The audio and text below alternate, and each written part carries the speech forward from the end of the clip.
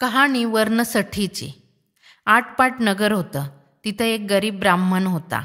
त्याला 7 मुली होत्या. मुली मोठ्या झाल्या तसं त्यांना एके दिवशी त्या ब्राह्मणानं विचारलं, मुली मुली तुम्ही कोणाच्या नशिबाच्या? त्याच्या 6 मुलींनी उत्तर केलं, बाबा बाबा आम्ही तुमच्या नशिबाच्या. 7वी मुलगी होती ती म्हणाली, मी माझ्या नशिबाची. हे ऐकल्यावर तिच्या बापाला मोठा राग आला. मग ब्राह्मणानं काय केलं, 6 मुलींना चांगली चांगली श्रीमंत ठिकाणं पाहून दिली व थाटामाटानं त्यांची लग्ने केली. 7व्या मुलीचं लग्न एका भिकारड्याशी लावून दिलं. त्याच्या अंगावर व्याधी उठली होती. हातपाय झडून चालले होते. आज मरेल किंवा उद्या मरेल ह्याचा भरवसा नव्हता. आईनं लेकीची ओटी वालांनी भरली, मुलीची बोळवण केली व तिच्या नशिबाची पारख पाहू लागली. पुढे थोड्याच दिवसांनी तो तिचा नवरा मेला. तसं त्याला स्मशानात नेलं. पाठीमागून तीही गेली. सर्व लोक त्याला दहन करू लागले. तिनं त्यांना प्रतिबंध केला. ती म्हणाली, आता तुम्ही जा, जसं माझ्या नशिबी असेल तसं होईल असं सांगितलं. सर्वांनी तिला पुष्कळ समजावून सांगितलं. आता इथं बसून काय होणार, पण तिनं काही ऐकलं नाही. तेव्हा लोक आपापल्या घरी गेले. पुढं काय झालं, तिनं आपल्या नवऱ्याच्या प्रेताला मांडीवर घेतलं. तसा बापानं तिला टोला दिला की तुझं नशीब कसं आहे. तिनं परमेश्वराचा धावा केला की देवा मला आईबापानं सांडिया, मी उपजतच का रांडिया. असं म्हणून नवऱ्याच्या तोंडात एक एक वालाचा दाना घालीत रडत बसली. मग काय चमत्कार झाला. मध्यरात्र झाली. शिव पार्वती विमानात बसून त्याच वाटेनं जाऊ लागली.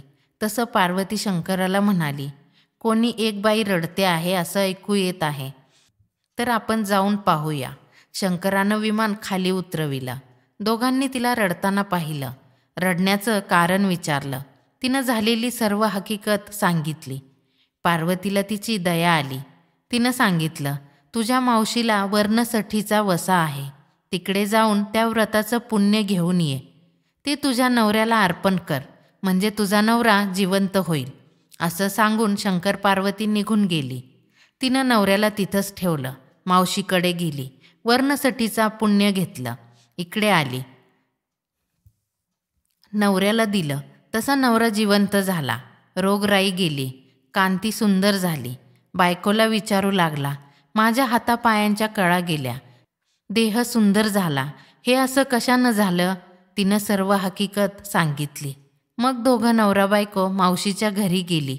तिला वर्णसठीचा वसा विचारला. ती म्हणाली, श्रावण शुद्ध षष्टीच्या दिवशी एका पानावर तांदूळ घ्यावे, दुसरे पानावर वर्णे घ्यावे, त्याचवर दक्षिणा ठेवावी व शंकर नहाटी गौरी भराडी हे माझ्या वर्णसठीचं वाण असं म्हणून उदक सोडावं, ते ब्राह्मणास द्यावं. असं दरवर्षी करावं, म्हणजे सर्व संकट नाहीशी होतात. इच्छित मनोरथ प्राप्त होतात. सतत संपत लाभते.